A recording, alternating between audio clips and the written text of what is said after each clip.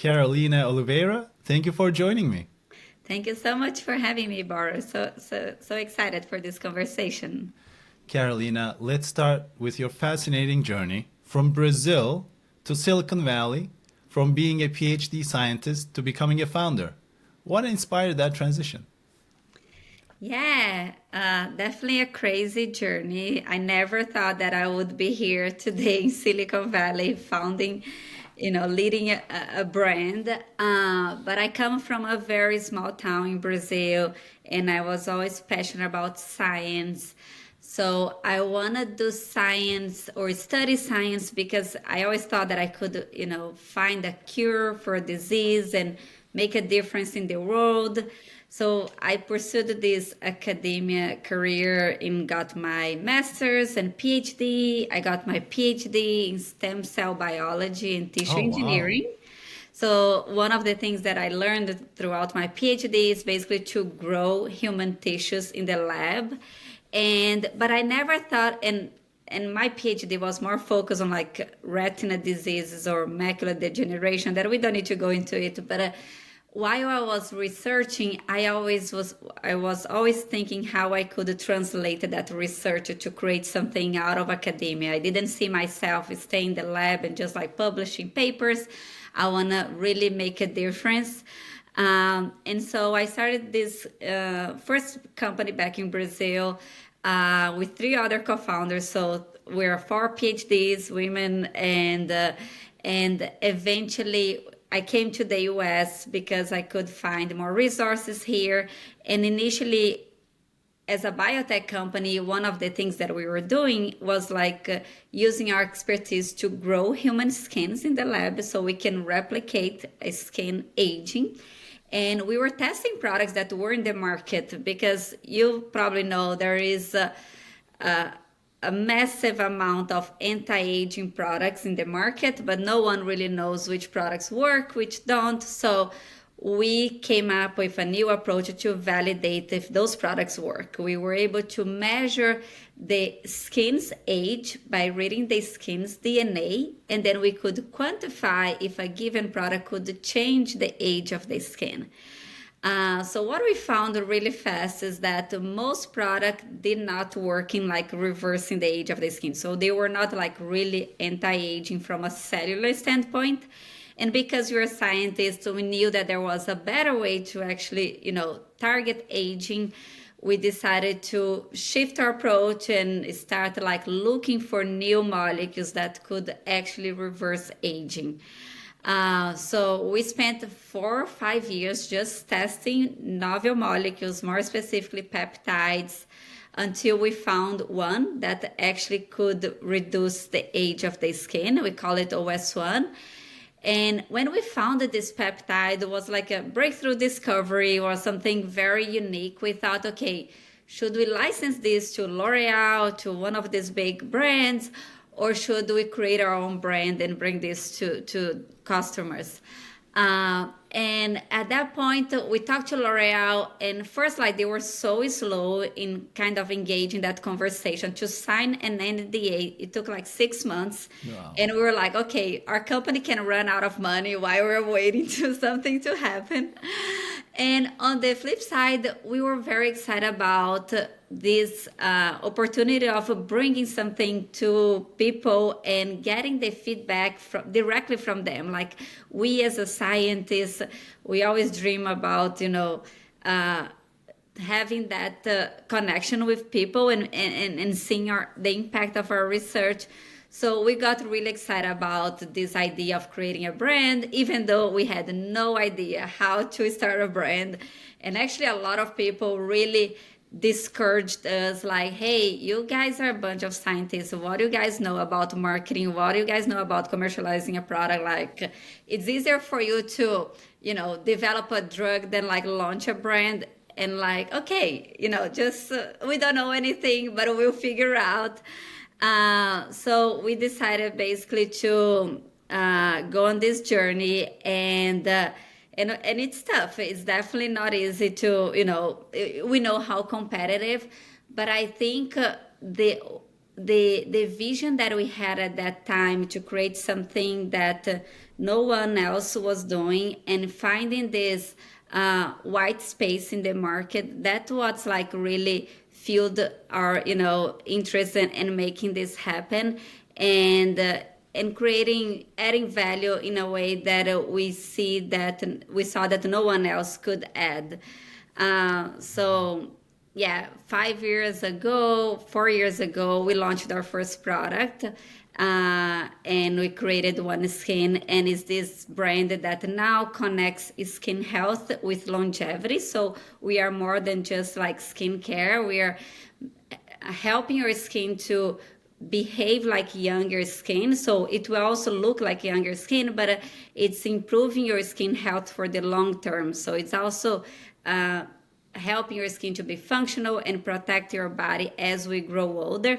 So it has this value that goes beyond just aesthetics. It's kind of a health benefit that you are adding to your routine. And personally, I'm very passionate about longevity and health, and I think that's where I can combine this expertise as a scientist, but also engage people in this conversation that they can and should, take charge of their health, and how OneSkin can help them along the way.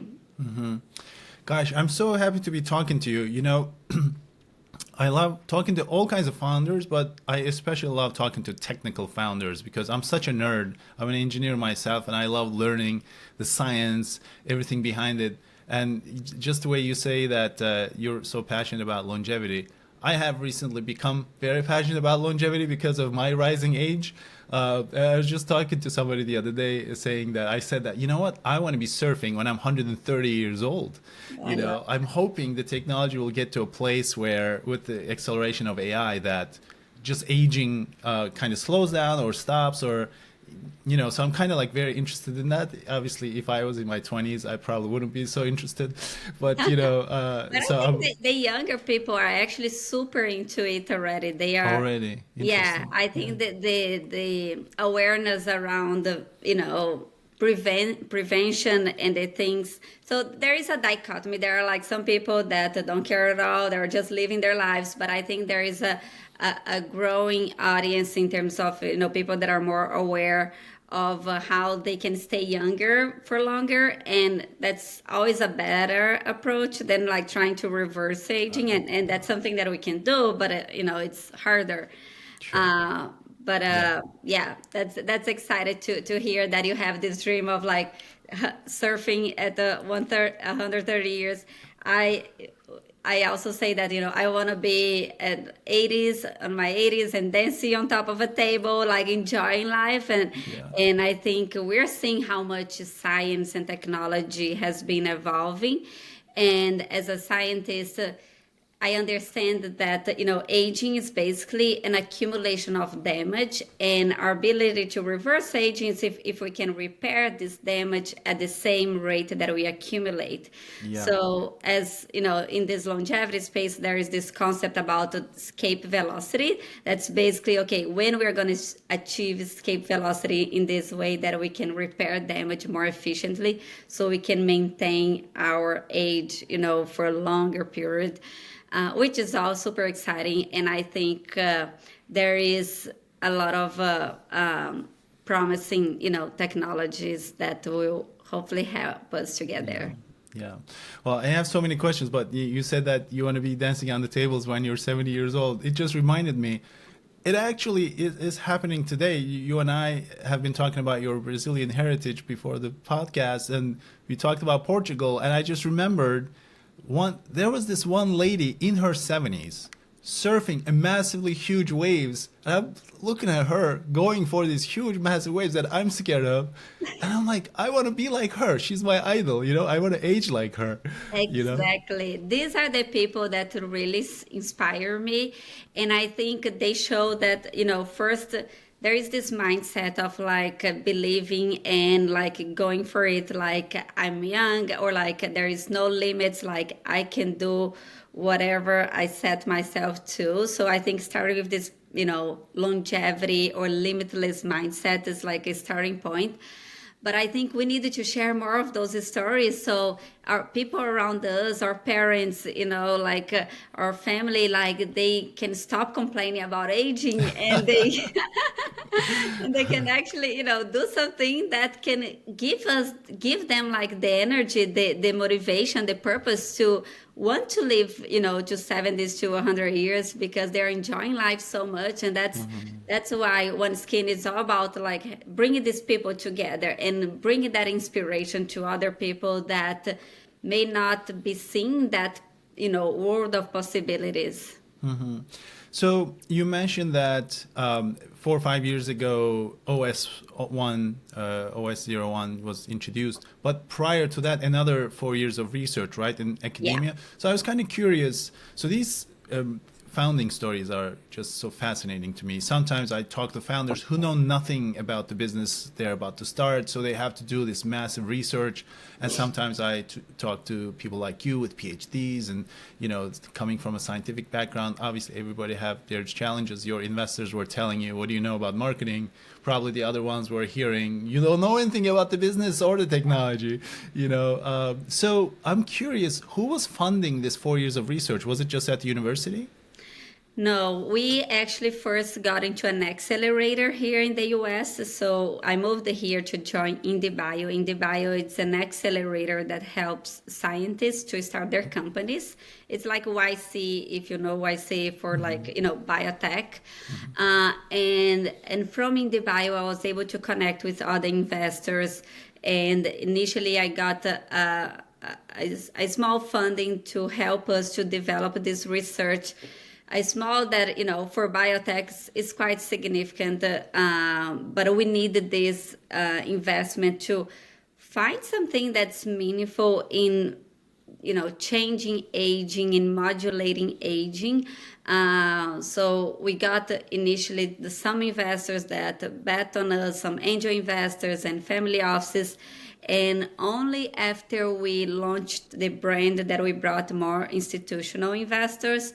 So in the beginning, it's all about finding people that will believe in you, will believe in that you have something unique that you can bring to the market. Because in that case, I still didn't have a product. I had an idea. I had like a hypothesis.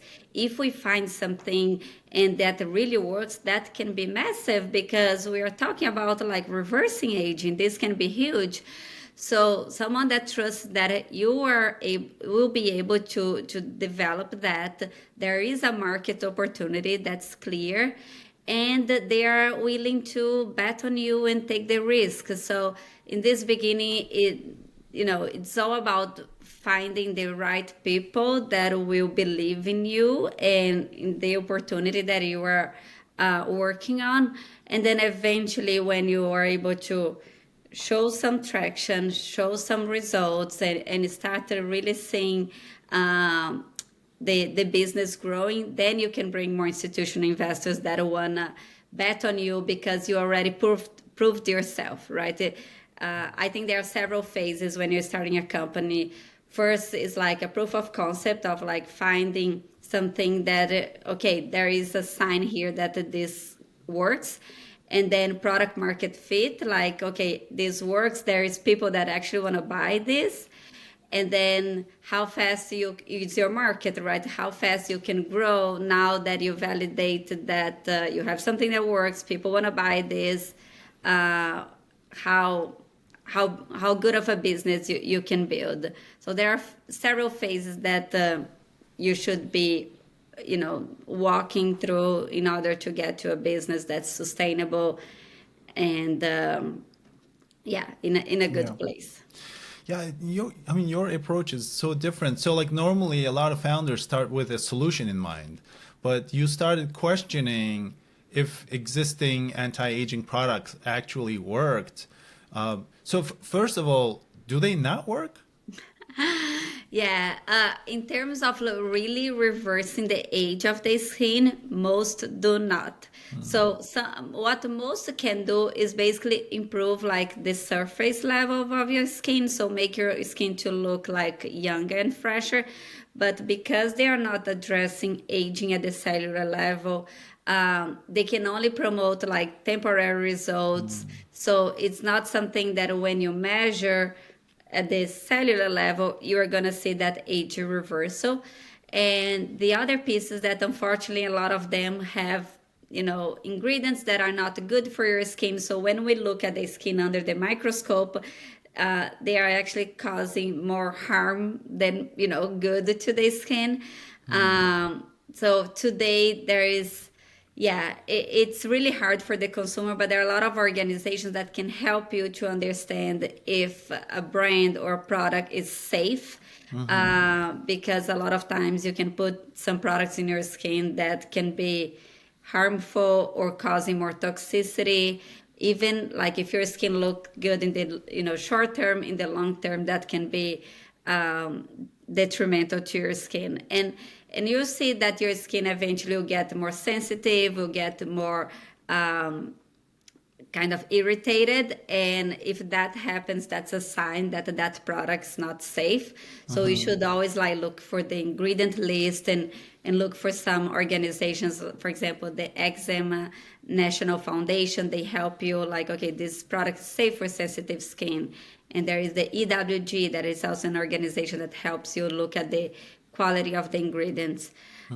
So that's what we found, that unfortunately a lot of the best-selling products, they were harming the skin. And for us, there was a way that we could develop something that could promote this rejuvenation effect, but not causing any toxicity, any side effects. So I want to understand your early days psychology as an entrepreneur, because it seems very challenging to me. You're working on something that you may not have found something, right? So because there was no solution, you weren't thinking that, oh, like this thing is going to work, I just need to kind of make it work better. Or you may not have found those after testing hundreds of peptides. Maybe you wouldn't have found something. So I want to kind of understand your psychology, how you kept yourself motivated for such a long time while doing the research. Because, I guess I'm going to guess here, because you're a scientist, PhD, you probably also get joy out of doing the research. Even if you didn't find something, you wouldn't be unhappy, I guess, right? Yeah, I think as a scientist, we're already used to this approach of like testing and learning. And it's usually, and you also use to the fact that most of the times things will not work out. So being used to the frustration of things not working out is kind of already common as you are going through science. It's really hard to have a breakthrough discovery. So I think for us was always trying to keep that mindset of like experimenting, learning something so we could iterate and create something better. I think what honestly we found is that the bar was very low in terms of like there was no product that we found that could actually target this fundamental driver of aging, which at our point of view was the accumulation of old cells in our skin. So because this is a novel science, no one was addressing this problem. And if we found anything that would work at any way, we would already have something that would be meaningful.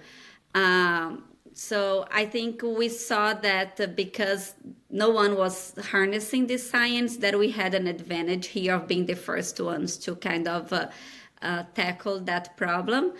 And it still took us like 4 years. And every time that I, talk about aging, it's definitely not easy to have a meaningful impact. And that's why we only brought something to the market when we saw that we could really bring something better than the products that were already, bringing. But we are not, done yet. Like we know that the science is evolving and we want to continue to evolve our research in order to have like better products. So that's part of our philosophy. It's part of our DNA. And that's how we want to stay ahead. I mean, it's not because we already have a successful product that this company will be successful, right? So how you continue to maintain that position as like a leader in this category with like the most innovative, the most effective product. So requires constant, iterations and foster this innovation, which is part of who we are. But I think many brands, they are done after they have something and they just want to invest in the marketing, which is a different approach. Let's move on from the science to the business part of things a little bit. So 4 years ago, OS1 has been discovered. You figured out the science part of it works. How did you get your first group of actual customers using it and getting their feedback? And how long did it take for them to notice that this is actually different and it's working? And what kind of feedback were you hearing from them? Yeah, so throughout the product process of product development, we were always engaging our community in having them testing and giving us feedback. Because one thing is to have the product working in the lab, and then we do clinical studies. But for any product, you need people to enjoy using that product, right? Like applying your skin, the sensorial, like the smell, everything. We needed to make sure that people would enjoy using that product so they could use it correctly and see the results. So we had a very clear process in terms of utilizing our community to give us feedback before we brought the product to the market. And as I said, like we didn't know how to market this product, but we did get the support of people in the industry that could bring us more awareness, help us with awareness. So one of the advisors that we got before our launch was Peter Diamandis. He's like an entrepreneur and a longevity enthusiast, and when we launched our product, we did a webinar with him. So he already brought a lot of his community. And this community was the first one to start actually testing our products. And not everything went well in the beginning. We had some problems with the manufacturer, and we had problems with the website. The website was not like functioning well. But I think what we had very clear is that education piece of explaining people how they should use the product, how long they should use, and when they should expect results.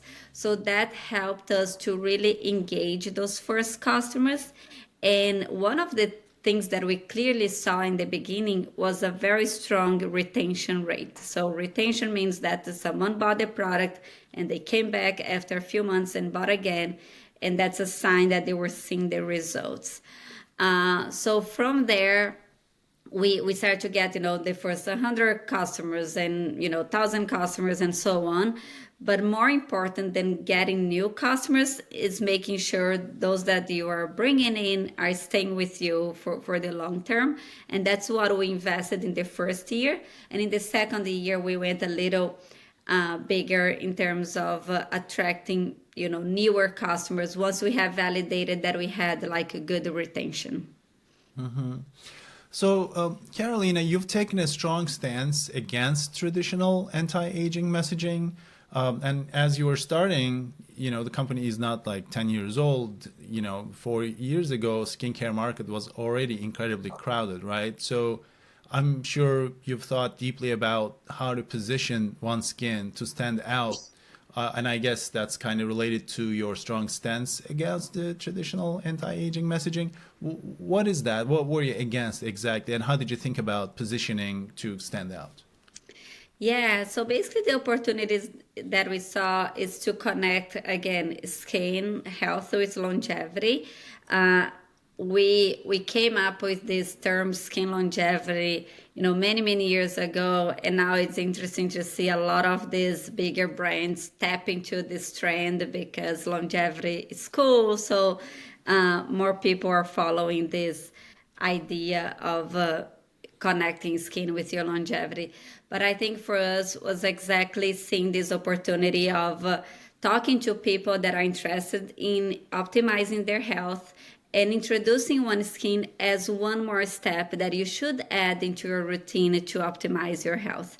So the way that we grew and that we created this positioning around the longevity, it's by connecting with experts and KOLs in the space. So not only Peter Diamandis, we end up like being mentioned in Tony Robbins' book, and then we were also mentioned by David Sinclair, who is a Harvard PhD, very well known in the longevity space. And these people were connecting again skin with longevity, and that's how we grew our authority in this area. And today, everyone that thinks about skin longevity or like how your skin connects with your health, like should think of OneSkin. So I think for anyone that's starting a brand, you really need to see where you have an edge, right?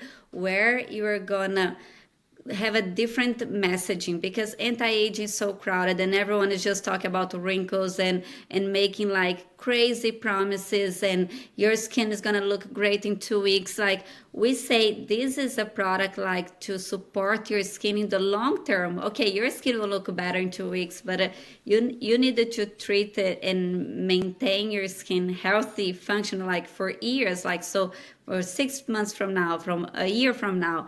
And a lot of what we do is to support that messaging. So when we talk about long-term results, we run studies like clinical studies that are, lasting for 6 months, for 12 years.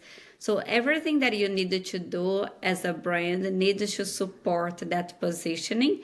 And for us, it's again, how we connect skin with your health, how we back up the data, the claims that we make, and how we connect with the right people in the industry that will help us to reinforce this positioning that we created. Mm-hmm. Carolina, you mentioned it's very important to educate the consumers when talking about technology like this. So, how do you communicate complex scientific concepts to consumers in a way that they understand easily? Yeah, that's a great question. And that's something that we're still working on. As a scientist, we are always, trying to simplify, but sometimes we can go a little deeper in how things work. But I think one way to do that is really to tap into your community and people that are excited about your product, your mission. And so you explain to them how this product works, and they will explain in their own language to their community in the best way that their community can understand. I think for us as a brand, we use a lot of analogies, we use videos and trying to make this more visual, so it's a little bit easier for people to grasp and understand.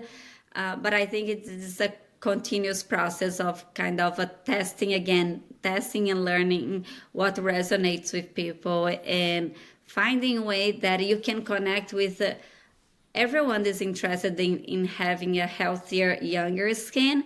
And some of them will be very nerdy and they want to go deeper, but some of them want just like understand, okay, this works and I'm good with like, the results. So it's kind of a meeting people where they are and connecting with them in a very, simple, engaging way, but it requires a lot of kind of, again, testing and learning. Mm-hmm. So in the early days, from a marketing perspective, what was working the best for you and what's working well these days? Yeah, I think one of the main unique messaging points that we brought is this idea that our peptide can reverse the skin's age. And because we are one of the very few companies that can actually measure this and validate, and then we have published this in a scientific, reviewed paper, we can make this claim. So I think it's a unique way to say that, okay, this peptide is validated to actually reverse the age of the skin. And here's the data. You can, learn more. So this has attracted a lot of people because it's new. It's backed by data. I think other messaging points are obviously, showing the results. I think nothing is better than showing real people using the product and seeing how this has transformed, their skin, their lives. So tap into, users, or consumers' experiences and testimonials. It's another way that it will always work, and when it's like real and authentic. So for the creators in our audience, what do you look for when you're considering collabs with them? I think first and foremost, they needed to be excited about the product, about the mission of the brand, and they needed to try their products for themselves, and they needed to create content that's engaging, that's authentic. It can't be, superficial, or it can't be salesy. So a lot of times we find a very organic kind of, testimonials that we didn't even pay people, and they are, sharing their results. And those are the things that work the best, because it's a genuine, authentic experience. And in general, finding people that have this, really strong communities, because they are adding value. So they have this relationship of trust, and people, whatever they share, people know that they have done the work of vetting and testing themselves and sharing their own experience.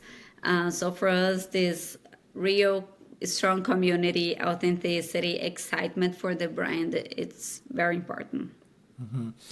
I have a question for you, but I know what your answer is going to be, what I'm going to ask you anyway. I love asking this question.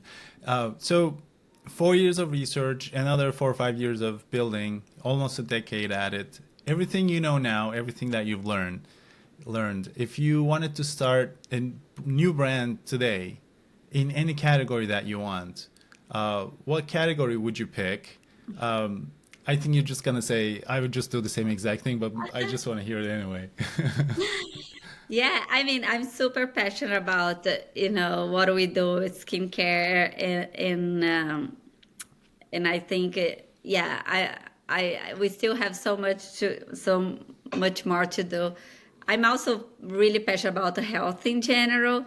So I know that there's so much going on in longevity. I eventually want to still go broader in terms of longevity. So if it's not skincare, I would probably focus more on longevity, kind of more regenerative, like treatments. Like supplements or not supplements? Not supplements, Oh. kind of treatments with stem cells, PRP, What's things PRP? that, have you heard of PRP? No. PRP, it's basically when you draw your blood and you spin down, and the plasma rich, platelet rich plasma, it's like the liquid on the top of the blood that is full of like growth factors. So you can use PRP to inject in areas that you need more regeneration, more healing. So for example, in your joints, you can do PRP on your hair to Oh. grow hair. You can do Oh, PRP in your interesting. ovaries to improve fertility. So that's an area that I'm very, very passionate about, because it's bringing our body to that more functional, more less inflammation, and helping us to stay healthier for longer. So maybe I'll still do something in that area. Well, I have to do some research. Very interesting. Final question. Top 2 problems giving you a headache right now, and top 2 priorities you're excited about for 2025. Yeah. I think for us, it's still about like building the team and on the marketing side, to continue to evolve like the messaging and the building a brand, right? That we are here to build a long-lasting brand, and that's not easy. It's not because we have been growing that we know that this brand is gonna last. So finding the right people, the right partners, the people that can execute this vision that I have. I spend a lot of time in recruiting and building the team. Um, I think what I'm excited, we're just, working on like a brand kind of refresh. So we're working with an agency and we will go through this exercise of, again, the messaging and our audience, our personas. So I'm excited about this because I want to come out with this with a brand that we want to go big and we want to go everywhere, offline. Right now we are primarily like D2C, but we want to start going offline. Eventually we want to go to retail. So getting the brand into that place that, it's ready to go big, that's what I'm excited about. Carolina Oliveira, thank you for sharing your journey with me. Thank you so much for having me, Bora.